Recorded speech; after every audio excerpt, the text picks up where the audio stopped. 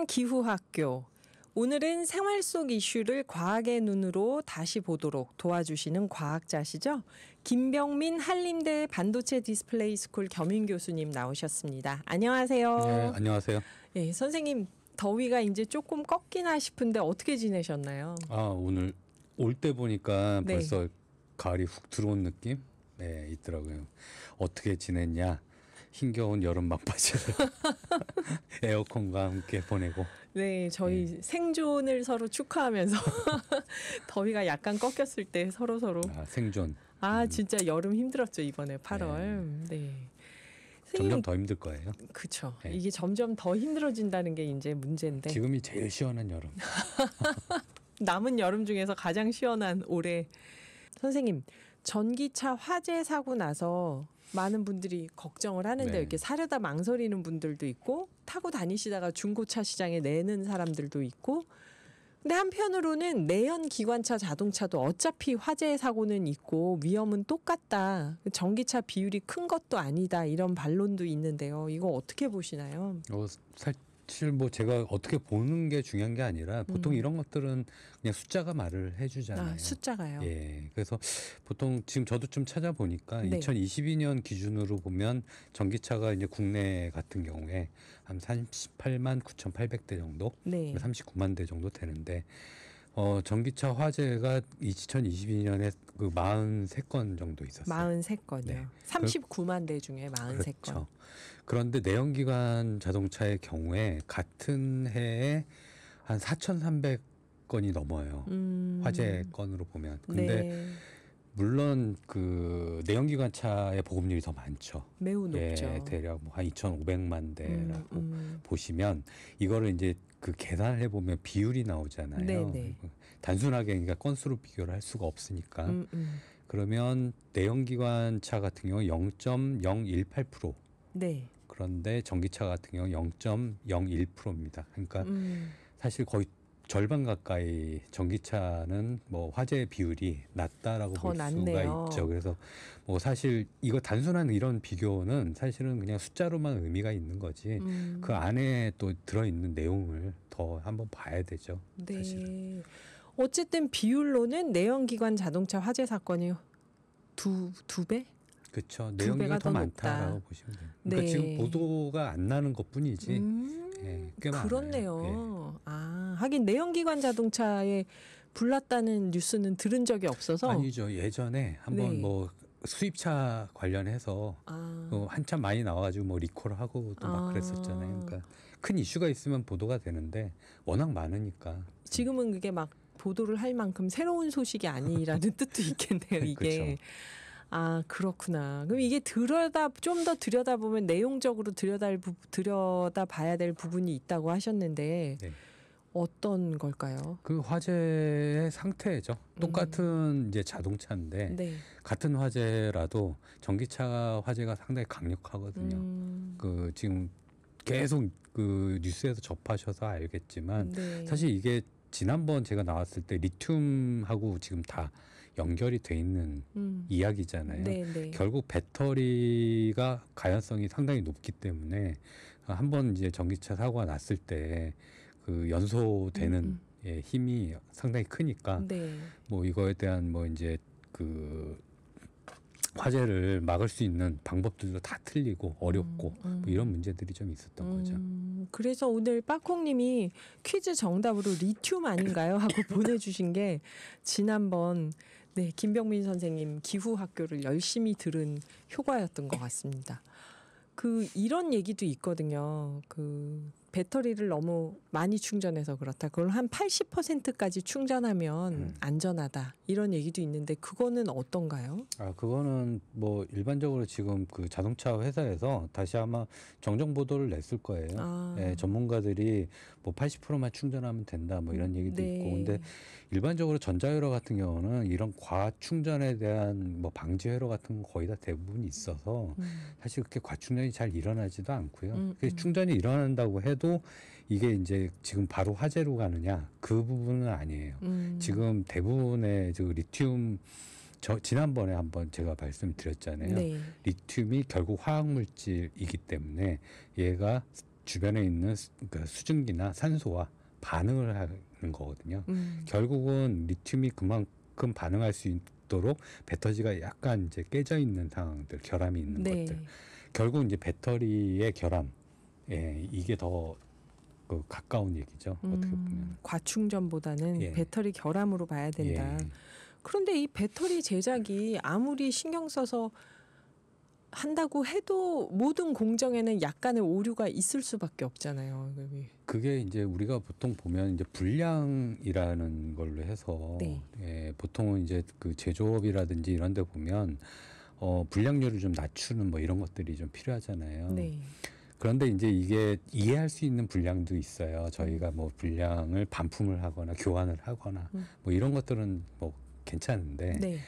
이게 이제 사람의 목숨하고 직결이 돼 있는 것들은 사실은 전수조사를 해야 되는 게 맞고요. 그리고 전수조사를 통해서 또 특정한 어떤 기준이 있어요. 네. 거기에 이제 뭐 여러 가지 가스가 나오는 건지, 왜냐하면 그 안에서 일산화탄소나 뭐 이런 것들이 나오거든요, 원래. 근데 그런 거를 이제 뭐 진짜 새고 있는지 이런 네. 거 다 봐야 되는 상황들인데, 제가 알고 있기로는 지금 전수조사하기에는 그만큼 또 이렇게 비용이 들어가는 비용 거예요. 들어가죠. 에이징 테스트라고 해서 또 한 번만 검사했다고 안 나온다고 끝나는 게 아니라 뭐 한 장시간 정도 뭐 이 정도 검사를 해야 되는데 그게 쉬운 일은 아니죠, 이런 것들이. 그래요. 여러분, 과충전 80% 충전 이건 큰 관계가 없다고 합니다.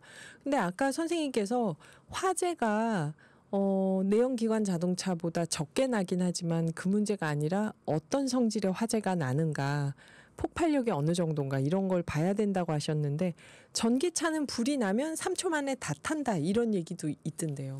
그 3초라는 게 정말 세기 쉽잖아요. 네. 그 뉴스 보셔서 아시겠지만 뭐 영상이 있었어요. CCTV 그때 청라 아파트 지하 주차장. 네. 이게 뭐 3초 더 걸렸죠, 사실은. 그런데 이 말은 좀 인문학적으로 좀 받아줘야 되지 않을까 싶은 거예요. 네. 과학적이 아니라 그만큼 화력이 세다. 화력이 세다. 그렇게 받아들이는 게 맞지 않을까 싶습니다. 왜냐하면 뭐 이게 연쇄 폭발이 일어나거든요. 근데 이게 이제 연쇄 폭발이라는 게 그 속도잖아요, 결국은. 뭐 예를 들어서 더 빨리 연쇄 폭발이 일어나면 그만큼 더 빨리 전소가 되는 거고, 뭐 천천히라도 그래도 계속적으로 폭발을 하고 있으면 그걸 막을 수가 없는 게 좀 힘들다는 거지. 그러니까 그만큼 빨리 탄다로 빨리 받아들여야지. 막기가 되게 어려운 거죠. 막기가 어렵다. 진짜 그 리튬 배터리 때도 말씀을 해주셨지만 전지, 2차 전지 얘기할 때도 이게 불이 나면 뭘로 어떻게 끄나요? 이렇게 전기차가 배터리 때문에 아닙니다. 그러니까 그때 말씀드린 물은 아니고 그 당시에도 제가 말씀드렸지만 뭐 석회라든지 일단은 공기와 접촉을 차단을 해야 되잖아요. 그래서 아마 보셨을 거예요. 그 뭐 이렇게 씌워가지고 뭔가 이제 외부와 이제 어떤 그 좀 차단을 한 다음에 이렇게 하는 건데, 사실은 일반적인 그러니까 가솔린차 화재는 그냥 그 서서히 탄다고 볼 수가 있죠. 오히려 그게 상대적으로 보면 그거는 이제 물이라든지 이런 걸로 끌 수가 있는데 이거는 완전히 다른 성질이기 때문에 뭐 별도의 모래라든지 뭐 또 다른 석회라든지 이런 것들이 좀 있어요. 근데 아직은 그런 소방 시설에 대한 것들이 제대로 안 돼 있는 상황에서 인프라도 부족하지만 장기 자동차 대수도 상당히 생각보다 많이 보급이 됐고 그만큼 위험에 조금 노출은 돼 있다고 봐야 되는 거죠. 이것도 소방서에서는 또 대책을 세워야 될 부분이겠네요. 전기차가 많이 보급될수록. 그렇죠. 그리고 불이 나면은 문이 안 열려서 갇혀 죽는다. 이런 의문도 있습니다. 문이 안 열리면 당연히 참사가 있는 거죠. 네네. 근데 이 자동차들이 뭔가 이 막 자동으로 문이 잠기고 그게 왜 그러냐면 못 열게 하고 이런 장치들이 있으면 그 전기차는 순수하게 배터리로 갑니다. 네. 근데 배터리 무게가 상당해요. 그러니까 전기차의 대부분이 다 배터리 무게라고 보시면 되는데 아무래도 그 전체 차체의 무게가 가벼워지면 효율이 좋잖아요. 오래 가기도 하고.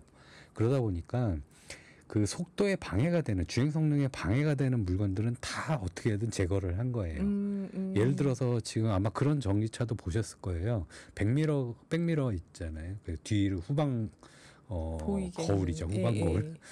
그게 사실은 카메라가 달려 있어요. 우리가 알고 있는 그런 넓적한 거울이 있는 게 아니라 네. 이제 작은 카메라가 달려 있어서 아무래도 이제 공기 저항이라든지 이게 좀 덜 받게 되니까. 덜 받게 돼 있죠. 그리고 디자인도 상당히 이제 공기 역학적으로 설계도 많이 돼 있고. 근데 저희가 보통 일반적으로 생각하는 자동차 문이 밖에서 이렇게 잡게 돼 있잖아요. 네. 그것도 돌출이 돼 있잖아요.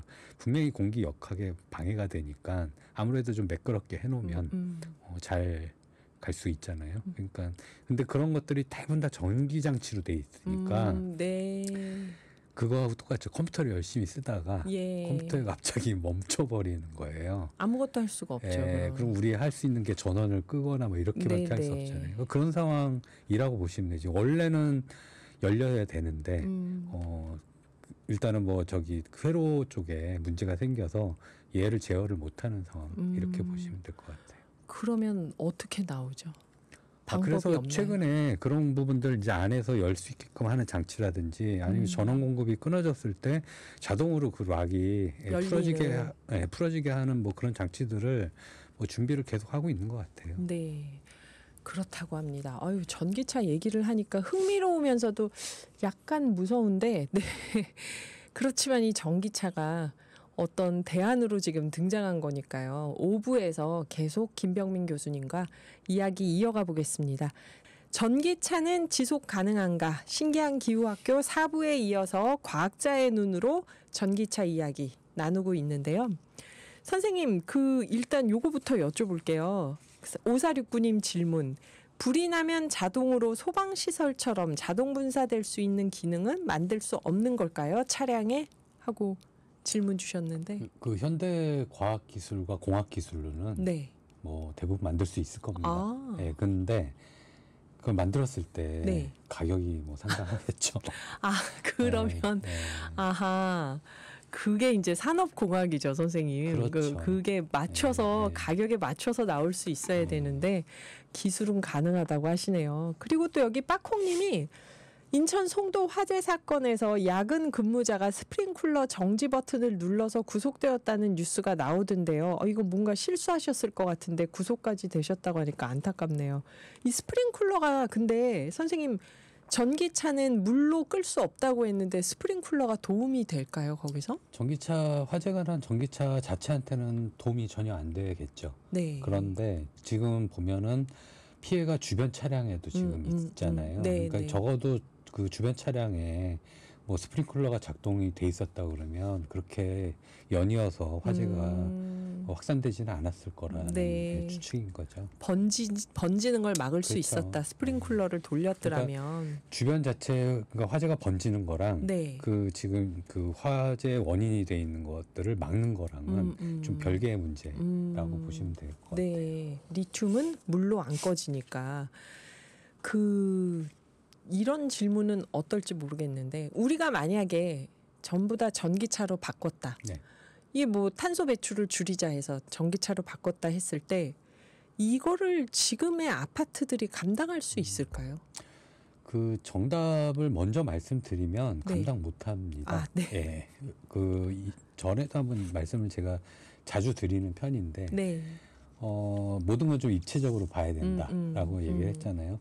그리고 지난번에도 제가 한번 말씀드린 적이 있는데 전기차나 배터리 이런 것들이 이제 저희가 화석연료라는 네. 그런 구덩이를 좀 메우려고 다른 구덩이를 판 건 아닐까라는 질문을 제가 거꾸로 한번 드렸었어요. 네. 그러니까 아직은 저희가 이제 이게 그렇다고 해서 이제 분명히 친환경적이고 그 완전 친환경은 아니지만 그래도 지금 일반 그 화석 연료보다는 좀 낫다라고 네. 볼 수는 있겠지만 아직 여기에 우리가 안정하다라는 그런 궤도에 진입되기는 좀 섣부르지 않나 이런 생각이 좀 드는 거예요.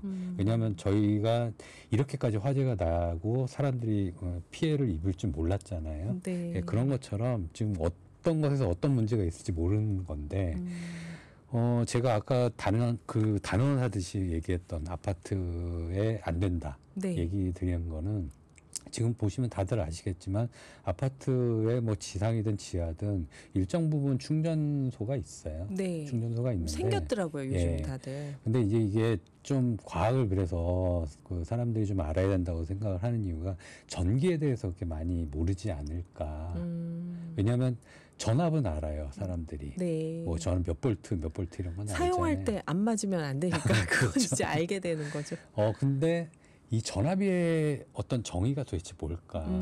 그런 건 잘 모르신단 말이에요. 근데 제가 이게 적절한 비유는 아니지만 발전소에서부터 사실은 전기를 끌어다가 저희가 쓰고 있는 거잖아요. 네, 아파트까지. 여기 전기에는 전자가 돌아다니지만 이걸 물이라고 생각을 해보자고요. 네. 그럼 물을 옮기려면 호스가 필요한 거죠. 네. 그러니까 그런 거예요. 그 호스가 지금 다 연결이 돼 있는 상황인 거고 이미 그 호스 안에 물이 다 가득 차 있는 상태예요. 그게 바로 전선이거든요. 네. 그러니까 발전소에서 물을 수도꼭지를 틀면 금방 나오는 것 같지만 그건 밀려서 나오는 거란 말이에요. 그렇네요. 그렇죠? 이미 그러니까 차 있으니까. 그렇죠. 원래는 되게 느려요. 되게 느린데 이미 차 있으니까 밀려서 나오는 거거든요. 갑자기 많이 밀어넣으면 전압이 높아지는 거예요. 네, 네. 그러면 만약에 모든 차량이, 그러니까 모든 사람들이 물을 다 가져가려고 다 대놓고 있어요. 그럼 이 사람들한테 물을 다 공급을 해줘야 되잖아요. 네. 그러면 발전소나 아까 전에 물이라고 가정을 한다 그러면 강한 압력으로 집어넣어야 된단 말이에요. 그러면 아무래도 그 수도 파이프 이런 것들이 터지겠죠. 결국 전기도 똑같습니다. 전기 같은 경우는 전자가 많아지면 그 안에서 막 충돌을 하기 때문에 열이 발생을 해요. 네. 결국 다 중간에 다 녹아내린다는 거죠. 그러니까 그만큼 직경을 넓혀야 되는 것처럼 지금의 전력망들도 이 아파트 수요에 맞게, 전기차 수요에 맞게 다 올려야 되는 거예요. 그건 발전소에서부터 지금 아파트 그 단말기까지 다 그렇게 증설을 해야 되거든요. 그게 먼저 선결이 돼야지만 아까 말씀하셨던 뭐 전체 아파트가 다 충전을 할 수 있느냐 없느냐 그 문제인데, 그렇게 되면 이제 거꾸로 발전을 또 그만큼 해야 되잖아요. 지금 뭐 거의 100기가와트가 넘네 안 넘네 하고 있잖아요. 네네. 훨씬 넘을 거고요. 예, 그만큼 또 이제 뭘 돌리든 해야 되잖아요. 이게 이제 태양광 이거 갖고는 또 안 될 거고 결국 또 원전 문제 나오고 여전히 또 화석연료 또 태워야 되고 이런 문제가 계속 반복이 되는 거죠. 모두가 전기차로 전환한다고 했을 때 우리가 사용하는 전기 양이 확 올라갈 테니까 그렇죠. 그거를 감당하려면은 또 어떤 식으로든 발전소에서 인프라들 이런 것들 다 설비를 하고 해야 돼. 그러니까 지금은 그런 것들을 다 고려하지 않고 고려는 했을 거예요. 네. 그런데 어떤 이유인지는 알 것 같은데 저 같은 경우는 네. 지금 이렇게 전기차를 상당히 뭐 보조금까지 지급해가면서 공격적으로 밀고 있잖아요. 네, 네. 근데 제가 생각해보면 그게 상용차라든지 이런 거 업체들이 정부하고 같이 해서 아무래도 이런 부분들을 좀 끌고 나가야지만 뭐 계몽식으로 되니까 뭐 끌고 나갔다고 보고는 있는데 제가 볼 때는 그래도 좀 점검을 해야 될 부분들이 요소에서 되게 많다는 거죠. 전기차를 타지 말자가 아니라 아니죠. 지금 예. 인프라를 고민하고 만들어야 된다는 이해를 하고 얘기시죠. 거기에 적절하게 뭐 소비자들도 뭐 이게 적절한가? 예를 들어서 뭐 아파트에 한 충전소가 5개밖에 없는데 벌써 네. 딱 보니까 10대가 넘어요. 그럼 내가 이제 이걸 충전을 할 수 있는지 없는지 이런 생각도 해가면서 그냥 마냥 없다고 해가지고 또 관리사무소 가서 만들어주세요. 또 못 만든단 말이에요. 네네. 예, 그런 것을 좀 이렇게 생각을 하면서 접근을 하면 생각보다 선택하거나 뭐 이런 거 할 때 좀 도움이 좀 되겠죠. 아무래도. 입체적으로 생각을 해보자. 네. 그러면 이게 이제 아파트마다 저는 그렇게 생각했거든요. 태양광도 점점 효율이 올라갈 테니까 계속 기술이 발전하면서 그러면 전기차 충전하는 데다가 태양광 설치를 하면서 한다면은 또 아파트마다 좀 그런 태양광이나 뭐 이런 걸 통해서 전기 생산한 걸 좀 저장해 두고 쓸 수 있다면은 그럼 어떨까 이런 생각도 해봤는데요. 전기에 대한 특성 중에 또 하나가 뭐냐면 네. 만들면 써야 된다는 거예요. 그러니까 예를 들어 전기는 발전소에서 만들었어요. 네. 근데 이거를 제가 이런 비유를 한번 해볼게요. 빵 가게라고. 네. 손님이 몇 명 올지 몰라요. 그런데 빵을 만들어야 돼요. 네. 이게 빵이 전기인 셈인 거하고 똑같아요. 빵이 남으면 뭐 다음날 팔 수도 있잖아요. 네. 그런데 그날 빵은 못 팔아요. 그냥 다 버려야 된다고 생각하시면 돼요. 전기는 모든 단말기 끝에 접지가 돼 있기 때문에 네. 일부러 많이 만들 필요도 없어요. 왜냐하면 적절하게 만들어야 되기 때문에. 그래서 발전, 그러니까 한전이라든지 이런 데서는 사용량을 예측을 하는 걸 되게 중요하게 생각을 해요. 네. 그거보다 좀 더 많이 만들어놔야지 넉넉하게 쓸 수 있으니까. 만약에 그걸 맞추지 못하면 어느 한 곳에는 못 가잖아요. 전기가 안 가는 거죠. 결국 단전을 해야 되는 뭐 그런 상황도 발생을 하고 여러 개가 있는 거죠. 그 빵이라고 생각을 하시면 조금 더 쉬우실 거예요. 왜냐하면 내가 전기를 뭐 저장을 해야 된다. 그럼 결국 빵을 저장하면 되지 않느냐? 네. 결국 그것 때문에 배터리가 또 나온 거예요. 그러니까 지금 사실은 ESS라고 해서 그런 시설들을 좀 하고 있거든요. 네, 근데 대용량 배터리. 그렇죠. 왜냐하면 만들었으니까 보관을 해서 뭐 내일 쓰면 되니까 뭐 이런 식으로 생각을 하는데 그거조차도 지금 현재 또 배터리를 쓰고 리튬 배터리를 쓰고 있거든요. 그럼 결국은 또 아까 그 문제들 예를 들어서 그거 같은 경우 화재가 아마 나기 시작을 하면 안정성 문제라면 더 큰 피해가 있을 겁니다. 그러니까 아파트 내에 그런 것도 시설이 들어오면 우리는 항상 그렇잖아요. 혐오 시설이라고 또 생각하고 뭐든지 새로 들어오면 일단 불편하죠. 그렇죠. 네. 그러니까 그런 것들이 다 얽혀 있기 때문에 이렇게 쉽게 생각할 문제는 아닌 것 같아요. 근데 일단은 전기에 대한 특성을 확실히 알고 계시는 게 오히려 지금은 모든 정보를 접하는데 되게 도움이 많이 될 것 같아요. 전기는 생산해서 계속 갖고 있을 수 있는 게 아니다. 네. 그러려면 이게 또 배터리 대용량이 있어야 되는데 안전성 문제가 또 있다. 그렇죠. 여기에. 네. 근데 점점 우리는 계속 쓰고 있잖아요. 그쵸, 이제 올여름 벌써 더 많이 쓰고 어마어마했죠. 시작 어마무시하겠습니다. 계속 더워지면 에어컨 점점 더 써야 되고 그쵸. 인공지능도 지금 점점 더 쓸 거고 데이터 센터도 그러면 여기 저는 근데 뭐 아껴 쓰자 이런 캠페인은 좀 선뜻 동의가 안 되거든요. 낭비는 하지 않겠지만 이거 사람들 보고 이미 시대가 이런 시대가 됐는데 전기 쓰지 말라는 게 이게 말이 될까 이런 생각을 하는데 어떻게 보세요, 선생님은 해결책을 우리가 역시 전력 소비를 좀 줄여야 하는 걸까요? 되게 어려운 문제죠, 사실은. 그 문제가 하다못해 이제 지금 텀블러를 쓴다든지 뭐 이런 네. 거하고도 다 연결이 돼 있는 네, 상황들이고요.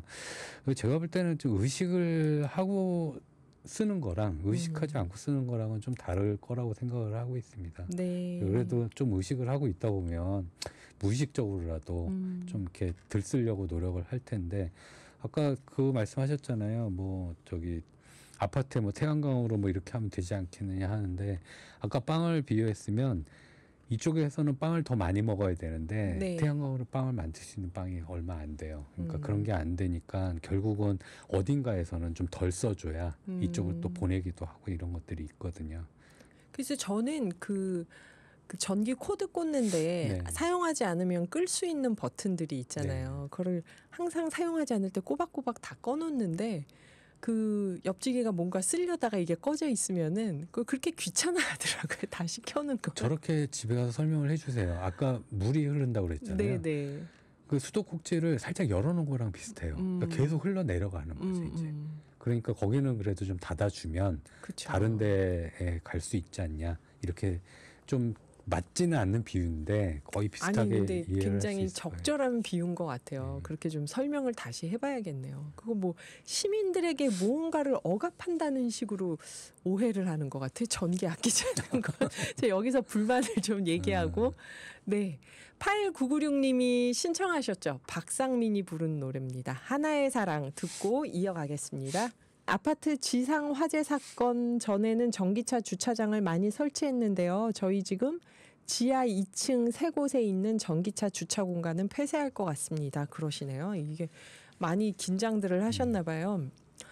그런데 아까 선생님 말씀하신 대로 이거를 뭐 전기차를 안 쓰자가 아니라 그렇죠. 이게 내연기관차도 어차피 화재는 있는 거니까 좀 대책을 세우고 배터리를 좀 보완하면서 가야 하는 건데 수소차는 어떨까요? 이 전기차가 이런저런 좀 부담이 있다면. 수소차도 두 가지 종류가 있어요. 사실은 그 네. 안에 들여다보면 수소 자체를 폭발을 시켜가지고 거기서 에너지를 얻는 방식이 하나가 있고요. 네. 수소를 가지고 발전을 시키는 겁니다. 그래서 그 안에 또 배터리가 있어요. 네. 그래서 전기자동차, 그다음부터 전기자동차죠. 아하. 그러니까 발전기로 쓰느냐 아니면 에너지의 원동력으로 쓰느냐에 따라서 두 종류가 있거든요. 네. 그러면 아까 배터리가 들어간 부분은 지금 질문하신 거에서 그 이유 때문에 질문한 게 아니기 때문에 네. 그거는 이제 배제를 하고 네. 단지 이제 수소가 들어와서 우리가 알고 있는 그러니까 수소를 연소시켜 가지고 에너지를 얻는 자동차 이런 거 같은 경우는 리튬과 같은 사고는 없을 거예요. 네. 그리고 리튬 배터리 경우에 사실 이런 화재도 있었지만 예전에 충돌 사고 얘기도 있었어요. 왜냐하면 충돌 사고가 있으면 아무래도 배터리 팩에 손상이 가잖아요. 네, 네. 어쩔 수 없이 이제 화재가 나는데 수소 같은 경우는 사실 탱크에 가벼우니까 네. 수소가 상당히 가볍거든요. 그래서 원래 수소 가연성이 높습니다. 얘가. 그런데 충돌과 동시에 그 크랙으로 수소가 다 빠져나가거든요. 그래서 사실은 화재에 날 수 있는 상황이 안 돼요. 그러니까 폐쇄 공간에서 수소는 한 96% 정도가 차 있으면 자발적으로 불이 붙으니까 네. 그런 관계만 좀 이렇게 조심을 해주면 상당히 사실은 그 온실가스를 내지 않고 에너지를 얻을 수 있는 가장 저는 개인적으로는 가장 훌륭한 대안이라고 생각을 하고 있고요. 네. 충전소 역시 전기를 사용하지 않는 거잖아요. 그러니까 수소 자체를 이제 수송을 해줘야 돼요. 네. 그러니까 기존에 깔려있던 어떤 그 일반적인 우리 LPG 가스망이라든지 이런 걸로도 충분히 그 아파트라든지 이런 데에도 충전소 설치도 할 수 있고 아마 그런 부분들 많이 고려하고 있는 걸로 알고 있어요. 수소차에 대해서요. 네.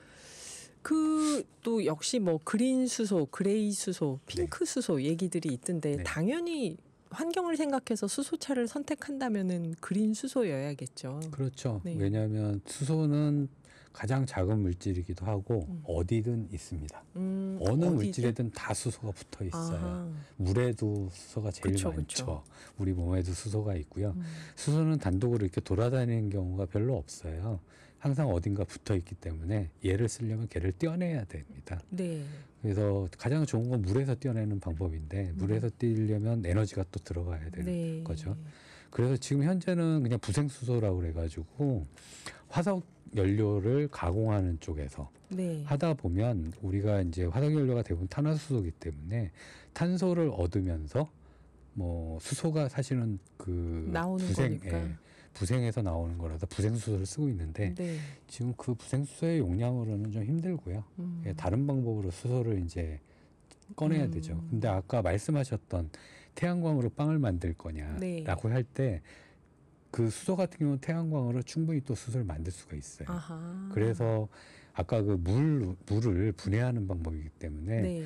충분히 물을 분해할 수 있는 에너지는 나오거든요. 그래서 그거는 계속 어떻게 보면 그 전체 인프라에서 수소가 단지 자동차만 돌릴 수 있는 연료가 아니라 네. 아예 에너지 발전을 사용할 수 있도록. 있는 그런 쪽으로 생각을 하고 있기 때문에 여러 면에서는 수소가 상당히 유리하다고 보고 있는 거죠.